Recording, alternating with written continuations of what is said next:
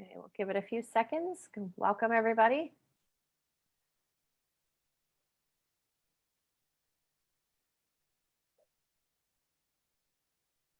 I can see that there's plenty of people still piling in here, so we'll give it about a minute. In the meantime, housekeeping. Sorry if I'm beating a dead horse for those of you who have been on all of the sessions today, but you know the drill. Make sure your first and last name are listed in the participant list. No abbreviations or just first names. That's helpful for us whenever we are doing the reporting of CEUs. I do see that there is one user, I'm going to pick on you, that it auto created a name for you that's a whole list of alphabetical letters and capital and lowercase. So if you can find who you are and rename yourself, that will be very helpful so that you get those CEUs today. We've got a couple more people trickling in.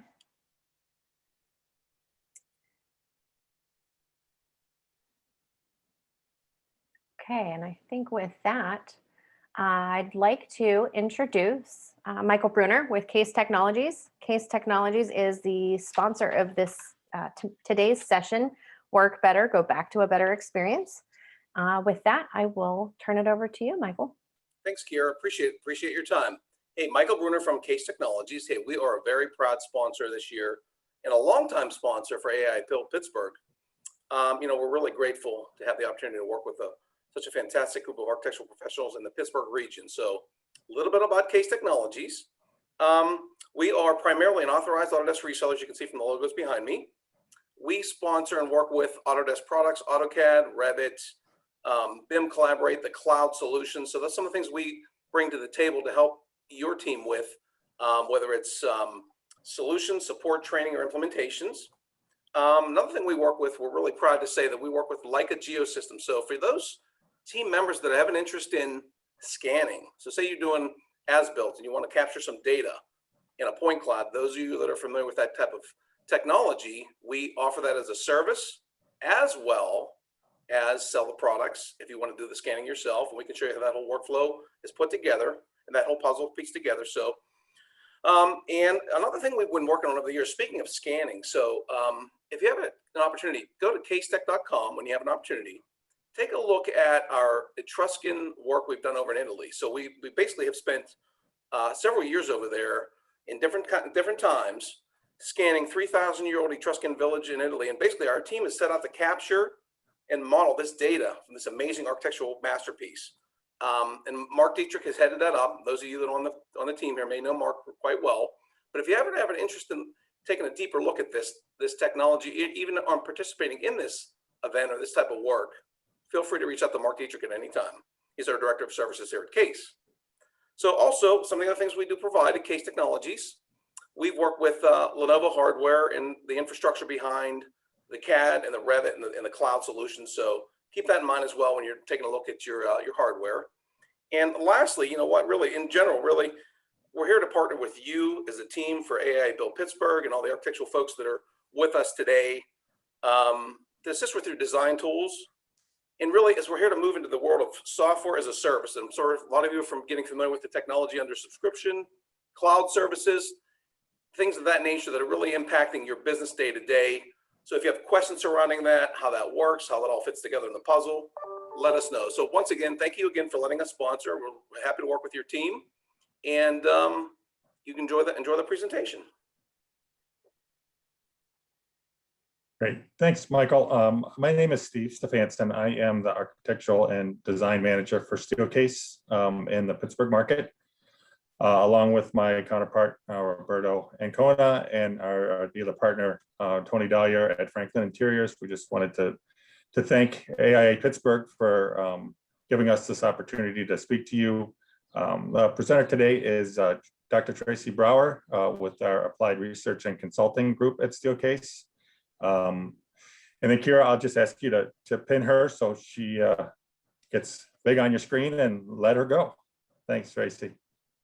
Awesome. Thank you so much for that intro, Steve. Really appreciate it. And thanks to Michael for sponsoring. And thank you so much to Kira and for the opportunity to be with you all today. And thanks to Franklin, our dealer partner in the market. We work so closely together and really, really value that partnership. So we are looking forward to talking about working better and going back to a better experience. So Roberto will be my partner in crime today. So looking forward to our time together with you. We have done some amazing research, and I'm admittedly a bit of a research geek, so I love this stuff, but I think it's really, really relevant. We've done qualitative and quantitative research across 8 studies.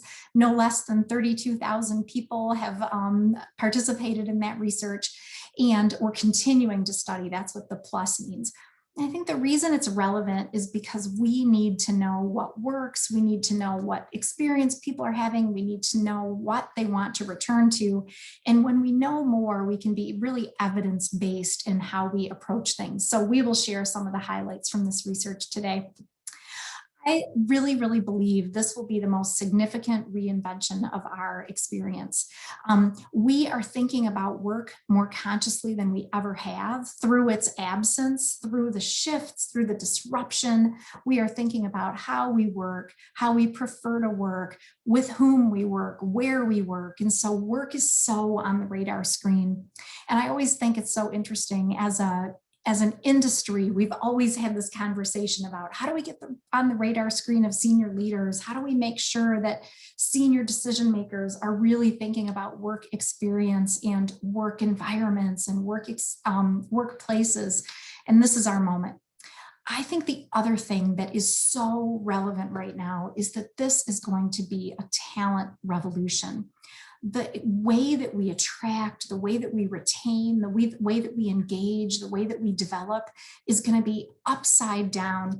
I was leading a roundtable of senior HR professionals who are participating so much more in workplace decisions than ever before.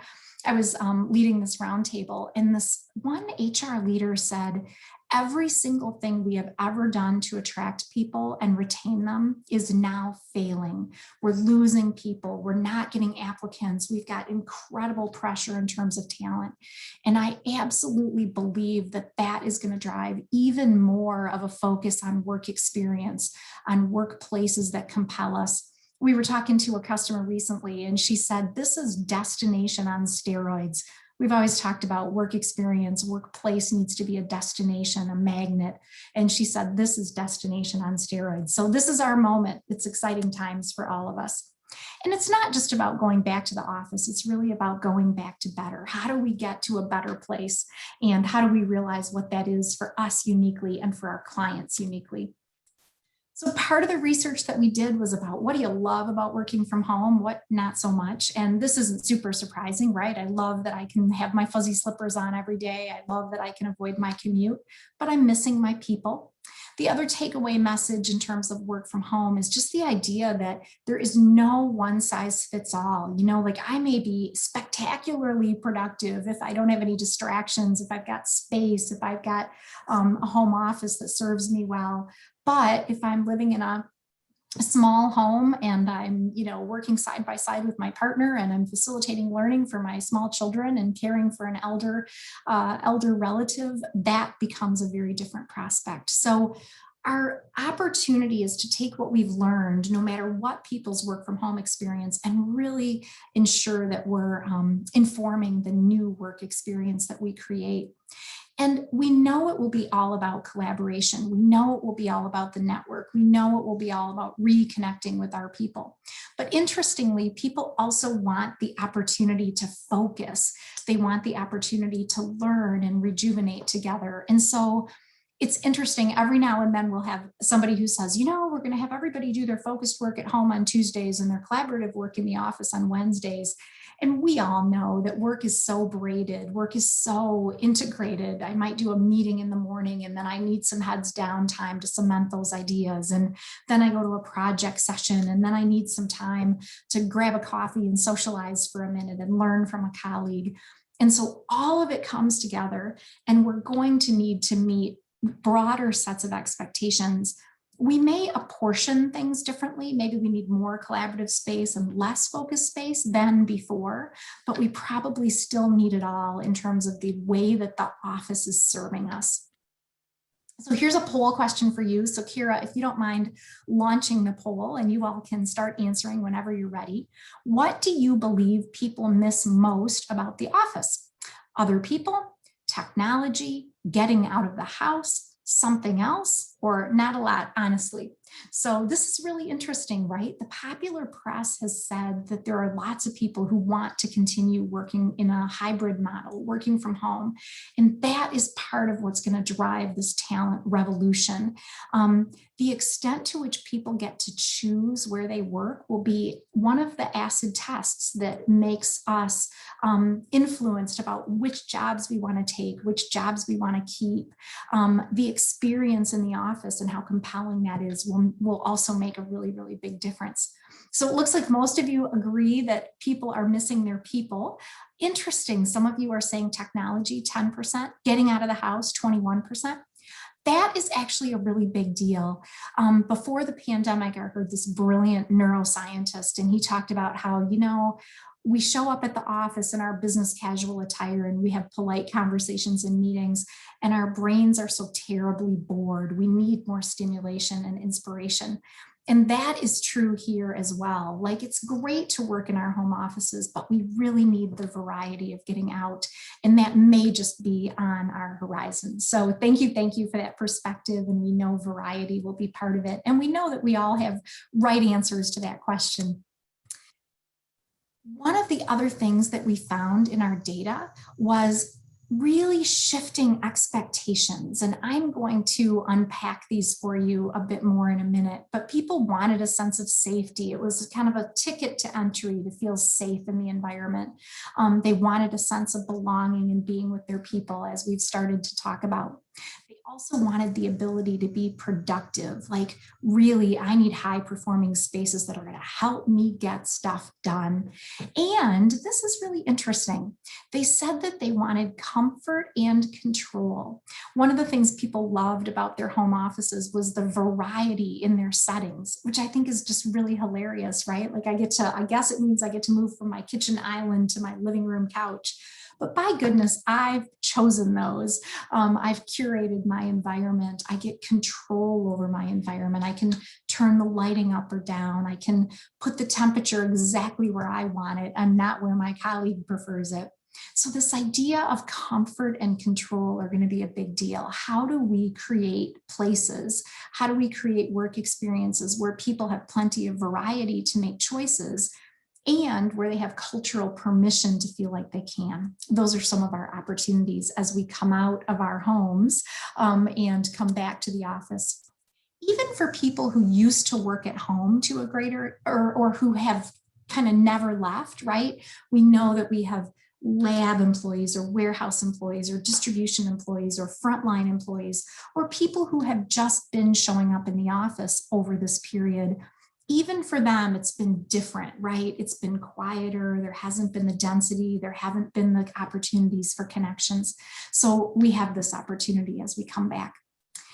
Here's something else we asked people. We asked them, to what extent do you expect to work from home? And that is probably a combination of how much do we think we're going to get to and how much do we think we want to. And there were 54% of people who were expecting 1 day a week or less, and then a pretty good proportion who wanted 2 to 3 or 4 to 5 days. The takeaway message is that this is a hybrid future in terms of what people want. And companies are meeting people where they are. 72% of companies said, yep, we anticipate some amount of hybrid. 23% were saying, no, we're really going to bring everybody back. And interestingly, 5% of people were saying, no, we're thinking home office is going to be a pretty big deal.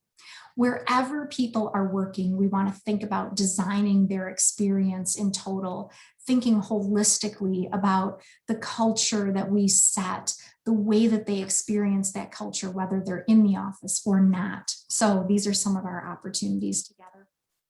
So here is another question for you, Kira, if you don't mind launching this one. When you get back to the office in a more consistent way, to what extent do you expect you or your clients to leverage a hybrid model? So really, really curious about what you're hearing.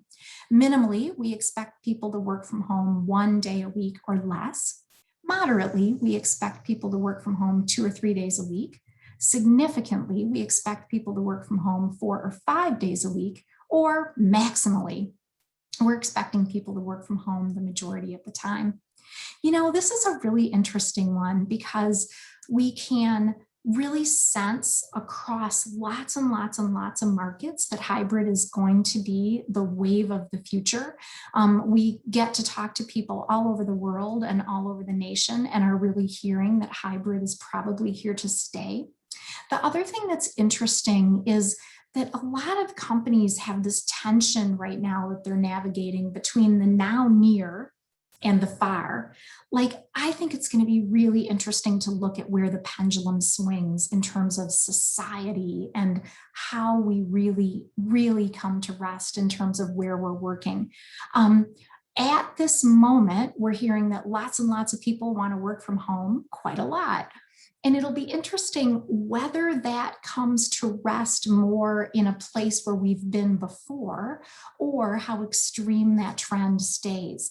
And I think we can't possibly know that yet. I think we've been missing so much of those connection opportunities. And so when we get back to it, it might feel awfully good. It might be a bit of a threshold to come over to get back, but by the time we're back, it may feel like a bit of a relief. So I think we have a wonderful opportunity. Most of you are saying moderately, 74% of you, perfect. That makes total sense. And some of you are saying all the others. Look at this, like a normal distribution if you put it on its side. So very cool. So as we think about what will bring people back, one of the things we know is their expectation for safety has absolutely risen. They expect a safe work environment. And let's face it, lots and lots and lots of us have worked in safe, clean environments before the pandemic. But now we're absolutely attuned to it. We're paying attention to it. When we walk into the building and it smells super clean, in using environmentally friendly products, we really notice it. We're perceiving differently. And the other thing here to note is that this is going to be table stakes. It's not like having a clean environment isn't going to be the thing that makes me jump out of bed every morning and can't wait to contribute. That's going to be something that is threshold. I better have a clean environment, and I'm going to need some other things to get me to jump out of bed every morning. The other thing that's true here that I think is super interesting is that this isn't just about safety at kind of a physical level. This is also safety at a psychological level. People may be feeling vulnerable, right? Like, gosh, I've got to get back to it, and I'm not sure what that's going to be like. I've got to, drive my car again, and I've got to make my commute again, and I've got to bring my lunch in or figure out the cafe and the new ways the cafe is working. I may be feeling a little vulnerable, and having a sense of psychological safety. My team members have my back. I feel like I can bring my whole self to work. Those will be really important elements of safety as well. Here's something else that's so cool. So one of the new expectations is safety. A second new expectation is all about belonging. We are fundamentally social creatures. Even if we're introverts, even if we're extroverts, we need people. We just need them in a different proportion. Introverts may need people less or need less people. Extroverts may need more. But because of our humanity, we demand connections with others for our mental, our physical, our cognitive health, and our emotional health. One of the things that we know from our research is that people want spaces where they can feel connected with leaders. They want leadership presence and accessibility. They want places where they can connect and not just socialize, but learn from others and build social capital and really feel like they're part of something that is a shared social identity. And they want places that are stimulating and inspiring. We talked a little bit about this before, but we want a place that's going to make us think, that's going to challenge us, that's going to surprise us now and then. And so when people have those three elements of the physical space, bottom circle, they then tend to also report greater senses of community, belonging, trust, resilience, inclusivity. And this is the exciting part. How many times have you had a conversation with a business leader and they've said, yeah, but is this going to pay off for my business? What are the things I should do with my physical space that will really matter most for my business? Statistically, we found a correlation when we do these kinds of things in the physical environment, bottom circle, we tend to see greater productivity, engagement, retention, and innovation. So that's pretty cool. So not only do people need that sense of belonging, we also know that there are ways that we can influence that in terms of the work experience broadly and in terms of the physical environment itself. Here's something else that's pretty cool about belonging. We don't just get a sense of belonging by being with people. It's not just about being in the building with others. It's about having a shared sense of social identity. Like we feel a sense of purpose together. We feel a sense of common goal. We feel a sense of constructive mutual dependency. We are dependent on our team members and they're dependent on us in a good way. So I think that's pretty cool. So here's another question for you. So Kira, if you don't mind with the poll here. Oh, you're so fast. To what extent do you believe employees have experienced changes in their sense of connection through the pandemic? They've seen a decrease in their connectedness. Their sense of connection hasn't been too affected. Third answer, community and belonging have declined for lots of us. Or wait, what was the question? So if you don't mind answering, that would be just terrific. This one's really interesting. We are working with a customer and they've been doing pulse surveys. Everybody's doing pulse surveys, right? It's just a really good idea to stay in touch with your employees. But we're working with one in particular and they've been asking for months and months and months and months. Are you seeing a shift in the quality of your relationships and the quantity of your relationships? So quantity, high, medium, low, quality, high, medium, low, and then like every good social scientist, they're plotting that on a 2x2. And they've been seeing this deterioration. The quality of people's relationships and the quantity of their relationships has been kind of on this downward trajectory for the whole time they've been doing pulse interviews. That's a really big deal because that contributes to retention, that contributes to morale, that contributes to the sense of belonging that people may be losing. So I just think it's really interesting. All right, brilliant. So you all have said 35% of you have said you're seeing a decrease in connections. And oh, look at this. I've got a Freudian slip here. I've asked you 2 different ways and suggested that it's decreased in 2 different parts of the survey. This is a really valid survey, isn't it? Bottom line, a lot of you are seeing those decreases, and some of you are saying it hasn't been too affected. I think it's going to be interesting as we get back for us to really have this opportunity to rebuild our social capital and our connections with each other. Because chances are you may have retained connections to your primary a sense of social capital, but you may have lost those secondary or those tertiary connections. And that statistically is where we tend to have a sense of growth. And that statistically is where our new opportunities come from. Let's talk a minute about productivity. The things that people want in their expanded expectations are safety and belonging, comfort, control, we talked about, and productivity. This is really interesting. We asked people, how frequently are you working from home? And we asked them, how satisfied are you with that home experience? We plotted it on another 2x2. I know, pure brilliance, right? And we found that when people were working from home a lot and when they were dissatisfied with that experience, their engagement dropped 14% and their productivity dropped 12%. And behind the scenes research, we weren't public with this one yet, this is coming out later, innovation also dropped 7%. So what's going on? One of the things we've seen in the popular press is that people have said, I'm so productive, maybe we don't need offices after all, we can all just go home, right? But one of the things we saw is that people were experiencing panic productivity, like I better be visible.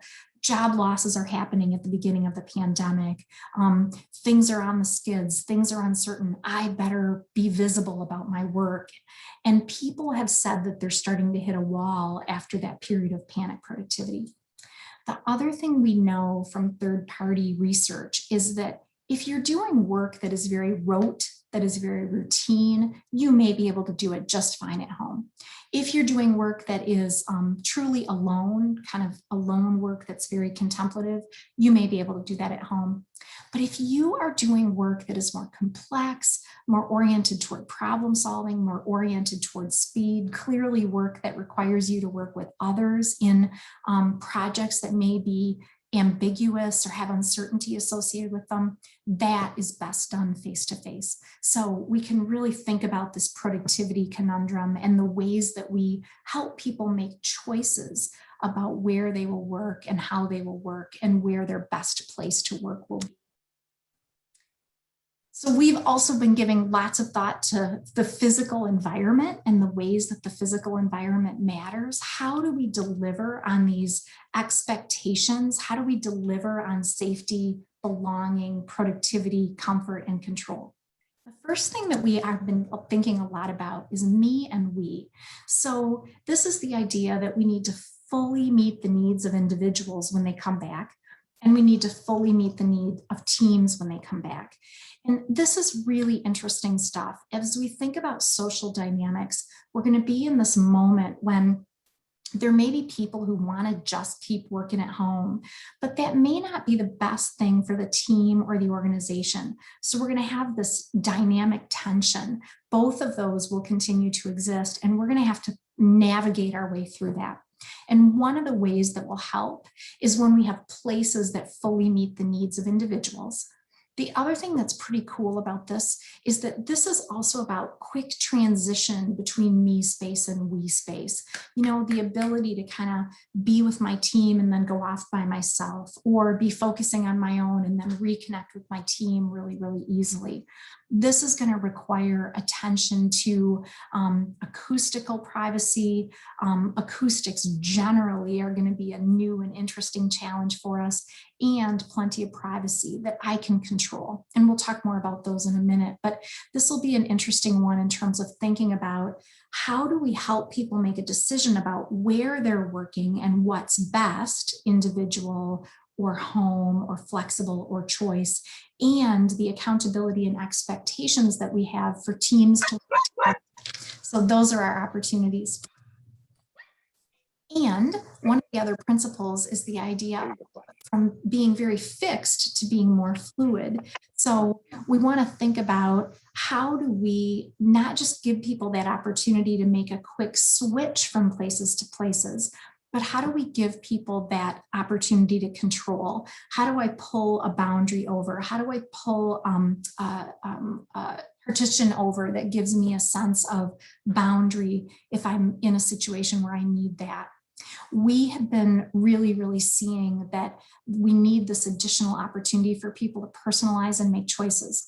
This doesn't necessarily mean you're going to put every single thing on casters and create a, asset management nightmare, but it does mean that we will probably need to think creatively about not just flexibility at the facility level and the facility manager level, but flexibility at the user level. And then this one's super interesting. We've been thinking about this idea of open and enclosed spaces. So the paradox, the shift that we're seeing is that, in the past, people may have done their individual work at their workstation, right, at their bench or their workstation of some kind, and then they would go off episodically to collaborate in a room. And what we're seeing is a 180-degree shift of that, where a lot of times teams are going to be collaborating more out in the open, and people may be doing more of their focused work, their alone work in enclaves. And that may be partly driven by hybrid work. Like if I'm going to be on screen with somebody because you're remote and I'm in the office and I'm talking out loud, I don't want to interrupt people around me.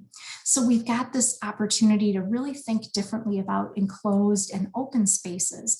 And if we've got teams doing more collaboration out in the open, we need to think about, okay, clearly they don't want to be adjacent to individual workstations, but we also want to think about acoustics. What are some of the new ways that we can control acoustics, manage acoustics? Those will be some of our lessons learned that we need to come to together. And then we also need to think about how we braid the digital and the physical. We are in a moment where technology will be absolutely make or break for how we work in a hybrid environment. And so we've been spending time with customers really thinking about what this will look like. So we may really need to think about how I find a space, how I use an app to find a space that's not just available, but also freshly cleaned, for example. How I think about new protocols in terms of if I'm in a hybrid meeting, what are the ways that the people in the room can invite more equitable participation from people who may be remote? Even like, hey, if you're going to eat your chips in the meeting, don't, because it gets picked up on that speakerphone. There are going to be so many ways that technology is mitigating our approach to collaboration. And we need new technologies and improved technologies that help us do that. Think about display, right? Like if the display in the room isn't big enough, remote participants can't see it. Think about being able to sync up and see people's nonverbals. If the camera in the room is just looking down at the tops of people's heads, that's not helpful for remote participants. Maybe everybody in the room turns on their cameras so that we can all feel closer together, but then does that cause a challenge for bandwidth if everybody in the building has their cameras on all the time? These are the kinds of things that we've been giving thought to. There's a really new, interesting app that's coming and capability that's coming. Liquid Space is an organization that's been part of the flexible economy for 9 years. And they have created this new solution where people may be able to choose not only a physical location where they can work in a third place or a fourth place, but they also will be tracking coworkers to the extent that you want to be tracked. So I would be able to see Roberto is going to be at such and such a location, and I want to be at that location with him, or Steve is going to be at such and such a location, and I want to choose that location because I know I need to connect with Steve. We have these new opportunities to think about social norms and how we have schedule transparency. I think another thing really is the schedule transparency. If I'm going to make the commute to headquarters, I want to do it on the day when Roberto and Steve are there. Otherwise, why would I make the commute? They're the primary reason I want to be there. And so I definitely have a doctor appointment that you all don't need to know about on my calendar, but I want to share my calendar maybe to a greater extent, or even just organically exchange information about where I'm going to be and if I'm going to be in the office so that we can connect effectively together. All of the technology layers will be critical for us to think about as we're really braiding the digital and the physical. So here's another question for you. To what extent do you think your clients will make changes to their designs in the short term? Very little, they are still on pause, or they are planning to pilot, or somewhat in key departments and locations, or a ton. This will be whole scale change for most of them. We think this is a really, really interesting time. And one of the things that we've been seeing is the idea of 3 Ps. So clients are absolutely figuring out that they need to pivot. We, Roberto and Steve worked with one in particular, and Franklin was instrumental with one in particular that was absolutely moving full speed ahead toward new environments for their headquarters. And they realized, oh my gosh, like we've got to push the pause button. And not only that, but we've got to absolutely pivot to something new. So we're hearing lots of need for customers to say, we may not need to change 180 degrees, but we definitely need to change 90 degrees. So they're realizing the pivot. Then they're doing tons of piloting. Like, let's not do whole scale change if we don't know yet what we need to do. Let's pilot and study, and let's get people's input. Let's make sure that we're having them participate and engage, because ownership is so much part of that equation. I was in this other roundtable with senior leaders, and lots of the senior leaders were talking about the challenge with talent and people not feeling a sense of ownership. And there was this one gentleman who spoke up and said, we don't have trouble with retaining our people at all, because we're an ESOP, we're an employee-owned company. So I just thought it was really interesting, this idea. We talk figuratively all the time about people having ownership and feeling a sense of engagement. And this company had literal ownership and saw completely different behaviors. So lots of you, 67%, are saying somewhat that you're seeing changes in key departments.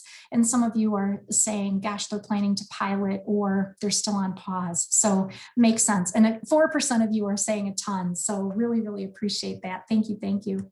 I think it's going to be really interesting. And this can depend on markets and industries and all of the ways that we need to compete, not just for talent, but for our customers. So managing change will be critical. We absolutely know that change management is completely different now, right? Like, remember in the olden days when you would do stakeholder analysis and there would be the people who cared and were enthusiastic, but they were kind of removed and objective. None of us is unscathed anymore. This is all of us in it together. And so they is us in terms of thinking about how we get through it, how we guide people. And so while change management is fundamentally different, change management is also going to be fundamentally the same in terms of the things that it will take, creating a sense of vision, creating a sense of healthy dissatisfaction with the present, giving people a sense of absolutely the first steps to take, and then overall reducing their risk. These will be our opportunities in terms of change management. But Roberto also has some wonderful examples that he's going to share in terms of how we made this real and really how change management came into practice. Roberto. Thank you, Tracy. So yeah, we wanted to use this opportunity to not only share the summary of our research and what we're finding and the experience of engaging with customers or A&D and the community that we normally work with, but we wanted it to share what it could look like. And it's a company that it's based in downtown Pittsburgh that, as Tracy said, they were going fully steam on renewing one of their floors when COVID happened. And that made them pause and rethink. And after doing a lot of the stuff, they decided to pilot something because they know that the work expectations from their employees are going to be super different, as we were just sharing, of what they've been living for a year. And there's a lot of learnings that they could leverage. They also recognized really early in the process and when they were just trying to think what to do, that they're not going to get it right at the beginning because no one knows what is truly going to happen. And they said, okay, let's try something and just test it, pilot it, prototype it, and see what happens. So we wanted it to share this story because stories tells they are easier to remember than if we move to just some settings and some examples of what we've done. But in this case, this is a marketing department that were ready to move in the left layout. And after rethinking and engaging with everyone in middle leadership and top leadership in that department as end users and as the designers, they asked us, okay, let's keep at least 100 to 110 of the actual workstations, and let's try to make it more collaborative because we think that's what they crave. And while they move, they actually ended up with something totally different and more into what we're seeing on the right, that they only kept 24 actual workstations with their standard that could be assigned by the department or could be unassigned if they decide to in the future, but right now they're going to be assigned. And they started with some concept on neighborhoods. So if you try to move to the next one, what I want to show, especially on this layout, is how they implemented every single one of the design principles that Tracy was talking about and how they made it unique and work for them, or at least they are going to try and test how is that going to work for them. And when we see it as a big layout, one of the few things that I want to highlight, one is the co-locating of the settings is super important. As we were thinking on how you plan for the interactions that you are working with others, but also when you're working alone and individual, that me and we, that needs to be close to each other. And you'll see it here on how they have a variety of different settings that could be their next new standards, but it's going to be different according to the department and the type of work activities that they do, specifically that people that is going to be based in that space. Another key element that I want to highlight here is they took the approach of working as neighborhood areas. So pretty much the four corners could be assigned to a specific team for a while and be morphed into how the group needs it. And individually, every single group will be able to flex and move everything as they need, and to have that choice and control over as individual, but also as teams. So if you move to the next one, I'm going to show you how it looks like. And I wanted it to show you pictures, but I didn't get the green light. But this looks really similar to what it's already installed.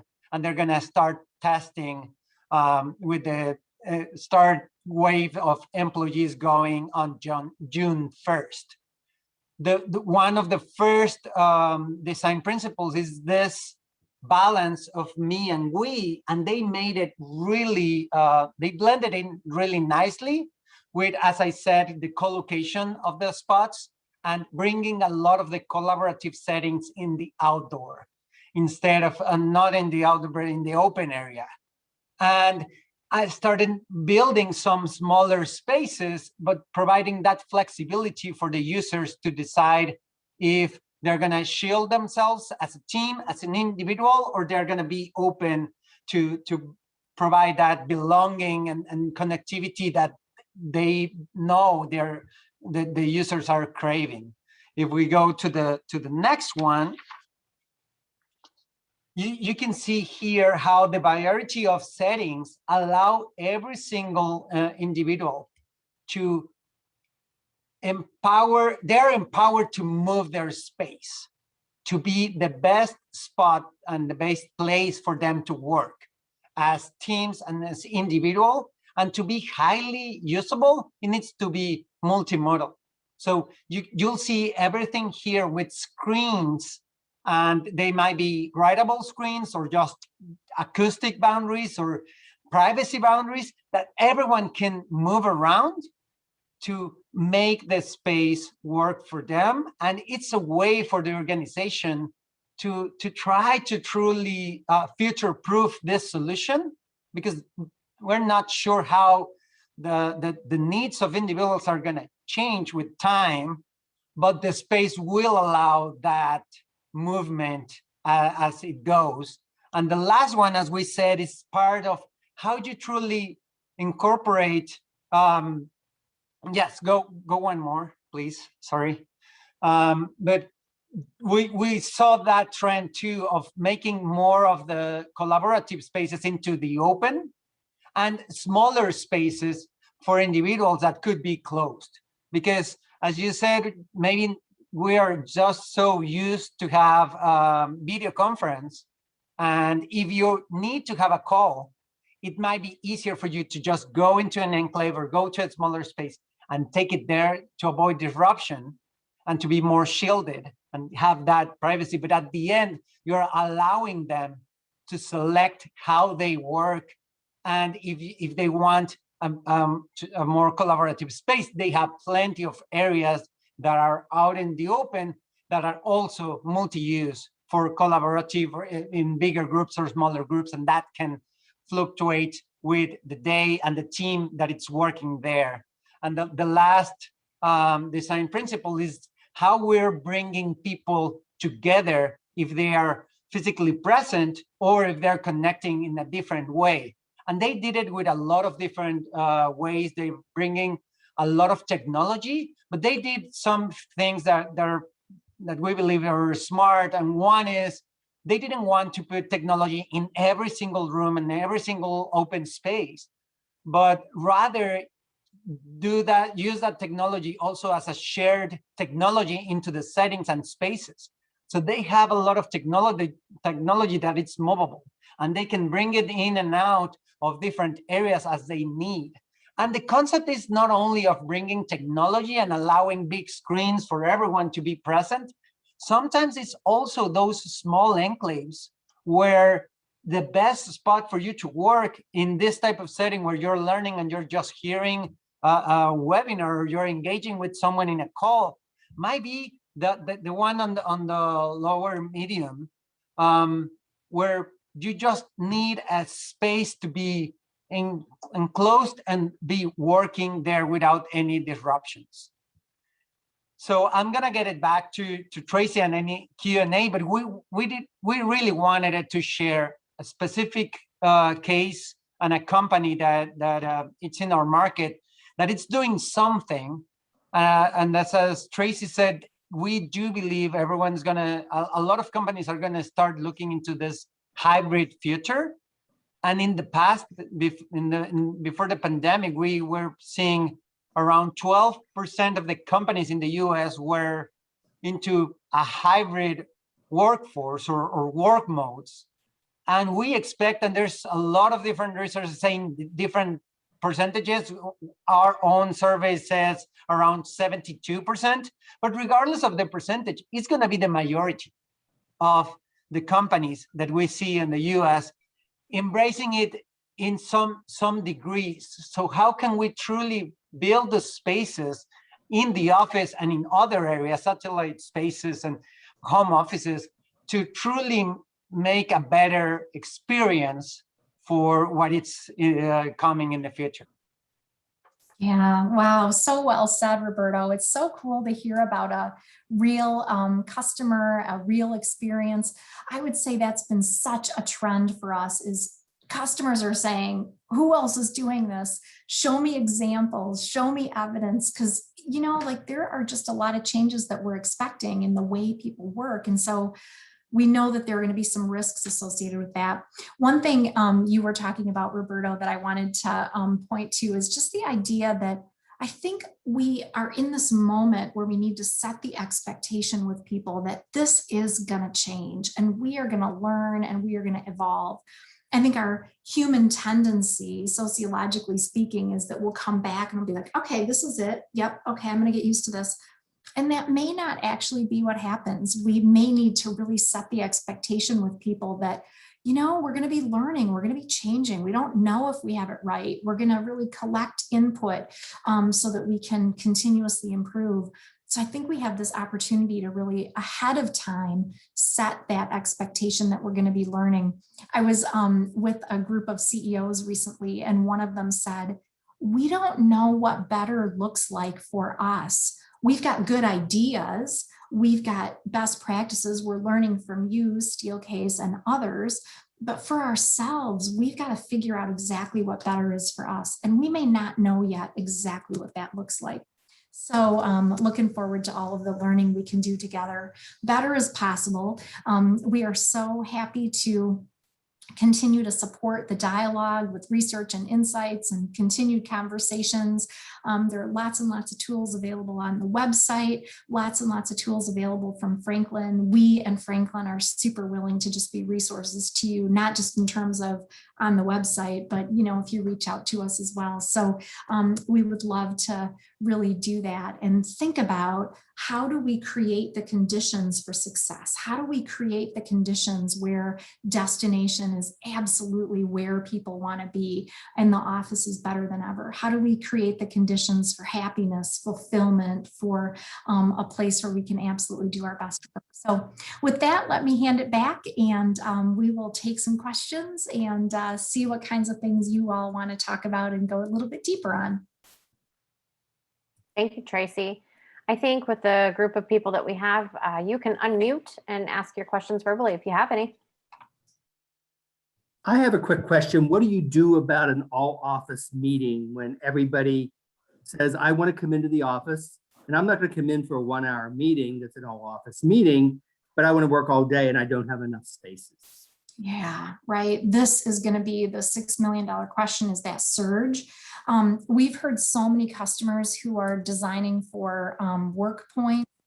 We're designing for, like every single person may not be able to sit at a workstation proper. Every single person certainly wouldn't be able to access an enclave. But if we think about work cafes, if we think about people who can work alone together, we may need to kind of draw people in with an amazing town hall where they get energized and they feel the bandwagon effect. And we ask them to, work in some new and creative ways that day. One of the things we've been thinking a lot about is the idea of social hubs. Like, clients are starting to make changes. A lot of them have work cafes that have been kind of underutilized anyway. And so how can they start to maybe do some minor modifications that allow those to be more social hubs? And then you could work alone together in those social hubs or together in those social hubs. But I think your question is so dead on. I don't think we've got the magical answer to that. And we may need to ask people for some flexibility and creativity. But I don't know, Roberto or Steve, if you want to jump in on that, or anybody from Franklin have perspectives. Okay. Other questions that you all have for us? You can come off mute, or if you're more comfortable putting them in the chat, that's totally fine. Anything that's on your minds?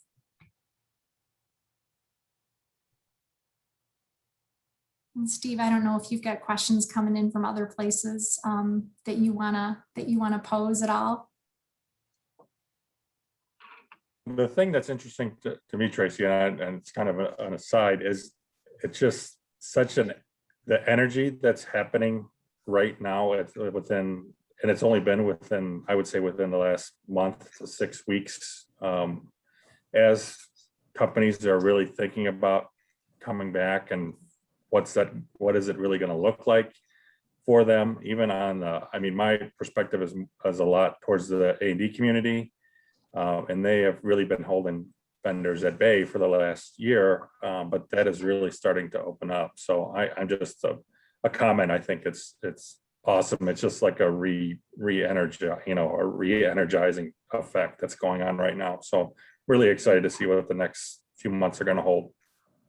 Yeah, I think so. I think we're in this moment where we need to create critical mass of people who are coming back, right? Like we may have a fair amount of people who are saying, oh gosh, I don't know if I want to come back. I'm nervous about coming back. I feel vulnerable about coming back. I think the more we can kind of demonstrate people coming, we've got customers who have like a blog that employees are participating in and saying, hey, this is what my experience was like, or they're taking pictures of, hey, this is what it looks like. I love the mantra, people don't trust what they don't understand. And so the more we can be like really, really clear about this is exactly what to expect. When you come in the door, you're going to do that CDC questionnaire. You're going to get your temperature checked. You don't have to wear your mask, or you do have to wear your mask. The more we can be really, really clear with people about what to expect, we lower the risk, right? We lower the uncertainty. And I think that we are going to get to a point of FOMO. I think that FOMO is going to be our friend, fear of missing out, right? Like if we can get enough people in, then we develop the buzz and the energy. And then we're like, hey, I don't want to sit at home all day. I gotta get in the office. Because if we're honest, we may love being home and avoiding our commute, but we're missing the opportunity to develop our social networks, to learn, to grow, all of those things that come from being together with others.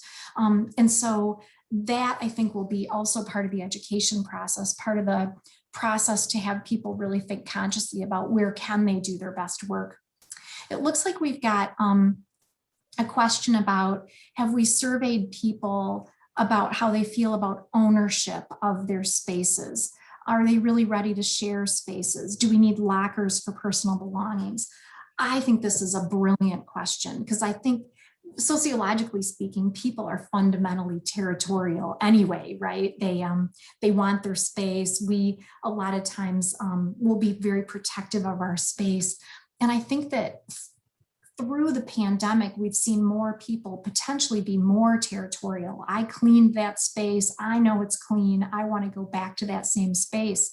We've also seen people take more of a nomad approach. Like, I'm not going to go to the same space every day. I'm going to go to the part of the facility where there are less people. As we come out and as more people, are feeling safe from the vaccine, we may see less of that. But I do think that we still have this kind of human desire for some territory. And we're seeing tons of clients introducing and leveraging lockers. As a matter of fact, you said it exactly. Personal belongings.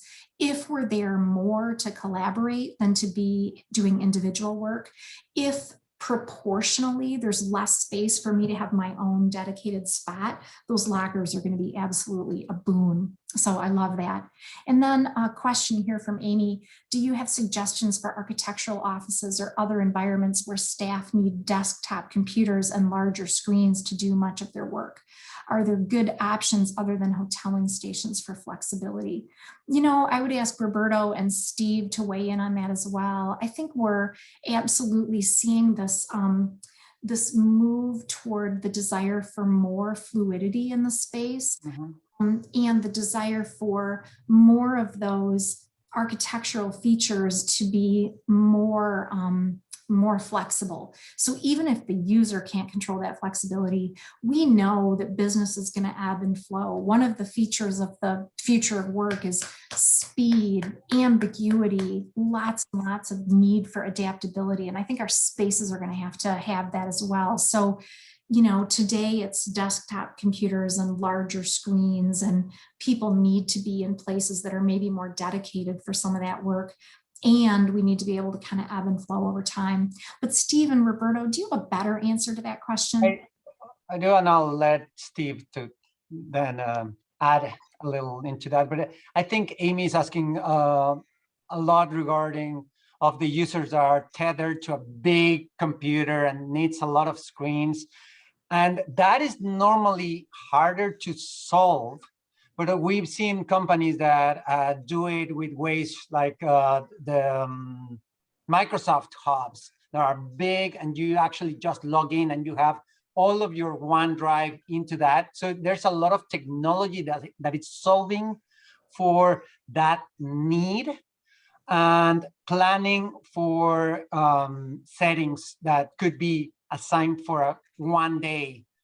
That helps also with, you just go log in into a computer that it's already there and make it more of collaborative, and you bring them a little more control and a little more choice to move around. But there's truly not one single solution yet with those specific users that have, they are tethered to that big computer technology that couldn't make them that mobile. The other side is we're seeing also the power getting it everywhere. So there's solutions in the market. We even have solutions that could power your laptop anywhere in the outdoors and everywhere outside. So as long as that users start being able to bring their technology mobile with them, there's solutions that we can solve for that. And we've got about 30 seconds left. Steve, do you have any 10-second addition to that before we? The only thing that I would add is there are definitely specific instances where the job function dictate, what the space has to be for those individuals. And then you, like Tracy was saying, you're just going to have to pull, from those work cafes and areas that may be open and maybe not the best use of space that in the past, figuring out a way to use them in a better way. Yeah, brilliant. Well, hey, thank you so much, everybody. Thanks to CASE for sponsoring. Thanks to AIA Pittsburgh. Thank you, Franklin and Roberto, Steve. Anything you want to say, kind of to say a final word? I think that's awesome. Thank you all. Awesome. Thanks, everybody. Have a great afternoon. Thank you, everyone.